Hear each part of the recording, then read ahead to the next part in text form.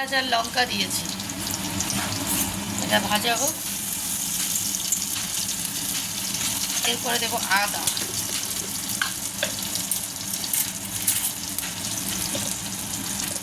এক চামচ আদা।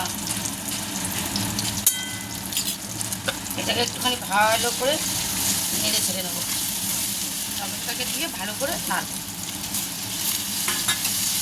এটাকে একটু টাইম দিয়ে ভালো করে ভাজতে হবে। এর মধ্যে দেবো অল্প করে লবণ, অল্প সামান্য একটু লবণ। এবার এর মধ্যে দেবো একটু হলুদ গুঁড়ো, দেবো একটু ধনে গুঁড়ো, একটু দেবো একটু জিরে গুঁড়ো, ব্যাস। সাথে দেবো একটু গরম মশলাটা আগেই দিয়ে দিই, কারণ নামানোর সময় দিই না, নামানোর সময় স্মেলটা বেশি আসে বলে দিই না, এখনই দিয়ে দেবো। দিয়ে এটাকে সুন্দর করে ভাজবো, এটাকে সুন্দর করে ভাজবো। আর এর মধ্যে দেবো মাছের মাথাগুলো, মাছের মাথা এনেছি, মাছের মাথা দিয়ে হবে পুঁই শাক।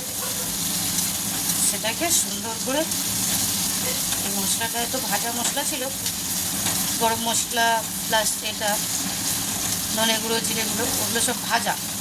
এইগুলো দিয়ে বেশিক্ষণ আর নাড়াচাড়া করবো না। মাছের মাথাগুলো দিয়ে টমেটোগুলো গলুক, মাছের মাথাগুলো দিয়ে একটু সুন্দর করে নেড়ে চেড়ে নেব। অনেকটা মাছের মাথা, সেই জন্য কটা ধরতে হবে। এবার এইভাবে এটাকে নাড়াচাড়া দেবো। এটার মধ্যে একের পর এক সবজিগুলো ভেজে রেখেছিলাম আগে থেকে, ওগুলোকে একের পর এক আমি দিয়ে দেবো। এটা সুন্দর ভাজা হয়ে গেছে, মাছগুলোর মধ্যেও মশলা ঢুকে গেছে। এবার এটার মধ্যে আছে পটল, এই যে পটল, পটল ভাজা, বেগুন আগে থেকে ভেজে রেখেছি, এইগুলো কুমড়ো, কুমড়ো ভেজে রেখেছি, এই যে কুমড়ো, সাথে আলু, দুটো আলু দিয়েছি। এগুলো একে একে সব দিয়ে দিলাম। এবার এটাকে সুন্দর করে নেড়ে ঢাকা দিয়ে দেবো। সাথে পুঁই শাকটা দেবো, পুঁই শাকটা ভাপিয়ে নিয়েছিলাম, পুঁই শাকটা ভাপিয়ে নিয়েছিলাম, পুঁই শাকটা দিয়ে দেবো। এবার এটাকে ভালো করে নাড়তে হবে,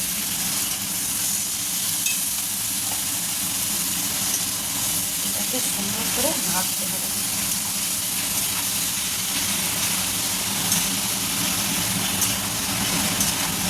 এটাকে নাড়লে এটা ঢাকা দিয়ে দেবো, আস্তে আস্তে এটা মজে যাবে। বেশিরভাগ তো ভাজাই হয়ে গেলে জাস্ট এটা আস্তে আস্তে আস্তে আস্তে মজে মজে হবে, ব্যাস।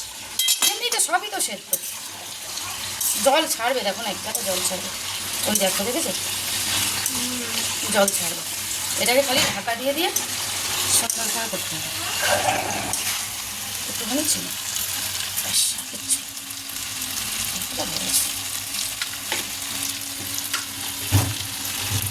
মিনিট 10 খালি ঢাকা দিয়ে রাখবো, ব্যাস। না